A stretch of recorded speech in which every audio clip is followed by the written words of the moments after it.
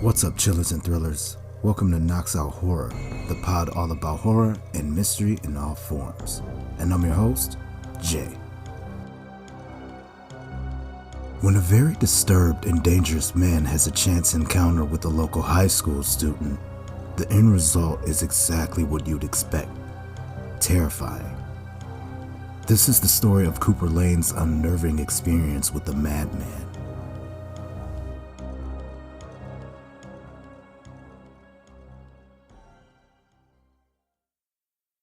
I lived in a small town, and on its outskirts there's a small peninsula that extends to a lake. We townsfolk call it Hellman's Point, and this is where my story begins. My girlfriend Tessa and I had just come to Hellman's Point after our date. We wanted to have a little alone time and take in the beautiful night scenery. This was the perfect night. I had parked us right in front of the lake. Its view was breathtaking. Sporadic gusts of wind created waves in the water, making sounds that put us both at ease. The soft chill in the air made for the perfect setting to cuddle. Tessa was the love of my life, and this atmosphere left us getting hot and heavy. It was around 10:38 p.m. when we agreed to call it a night. Tessa had an 11 p.m. curfew, and her house was about 20 minutes away. I went to start the car, and just my luck, it stalled. I realized that I was out of gas. I would have known had I got the broken gauge fixed. Tessa teased me a bit for not keeping maintenance on my car, to which I jokingly scoffed. Not wanting to leave her alone, I asked if she wanted to go with me to the gas station we passed earlier. She declined and assured me that she'd be fine. She would browse social media on her phone until I returned. It was only a 10-minute walk back in the town. I told her that I'd be back, teasing her not to let anyone in before locking the doors and leaving. I began walking through the park connected to where we had stopped. It was a quiet night with very little traffic and almost no one on foot.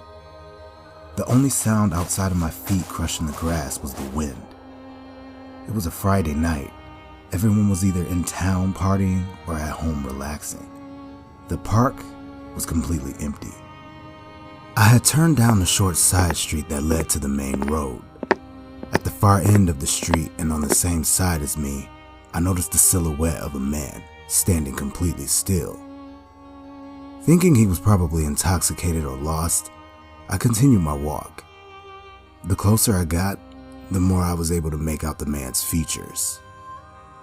He was tall and a little chubby. He looked disheveled and was wearing a dirty t-shirt and jogging pants.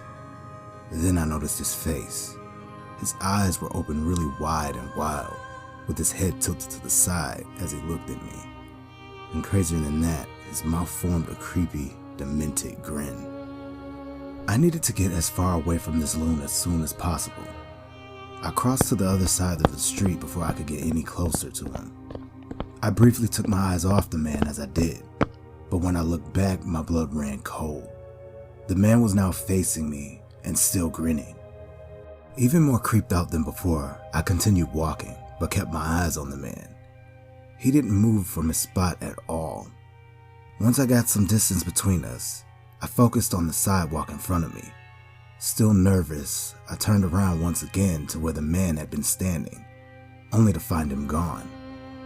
For a moment I felt relieved, but then I thought of Tessa possibly encountering this weirdo. I began to pull out my phone to text her until I noticed the man again. The man had crossed the street and was just standing there facing me. I was in such a shock that I just stood in place for a moment staring back at him. Then the man began to move toward me. Beginning to freak out, I pulled my pocket knife off of my belt as the man crept toward me. Suddenly he stopped only a few feet away, still grinning. "What do you want?" I shouted in an angry, commanding tone. The man didn't react at all. He just stood there grinning. After what felt like an eternity, the man finally turned around, though very slowly, and started walking away.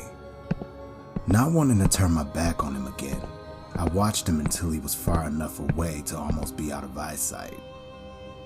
I was still quite away from the gas station, but I needed to tell Tessa.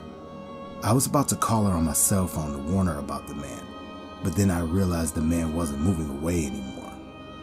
I watched in sheer horror as the man began charging at me full speed. I zigzagged around to throw the man off, but when I turned to attack, the man wasn't there. Suddenly I felt the presence right behind me. I knew it was the man, and I turned around to see him standing right in front of me. He looked completely and utterly insane with that damn grin on his face. I was frozen in fear as the man, now holding a huge machete, lifted his hand and plunged straight at me. Thanks for listening to KnoxOut Horror. If you enjoyed this episode and you'd like to help support the podcast, please share it with others, join my Patreon, or leave a rating and review. To catch all the latest from me, you can check out all the links in the show notes. That's all for this episode, and I'll see you guys next time.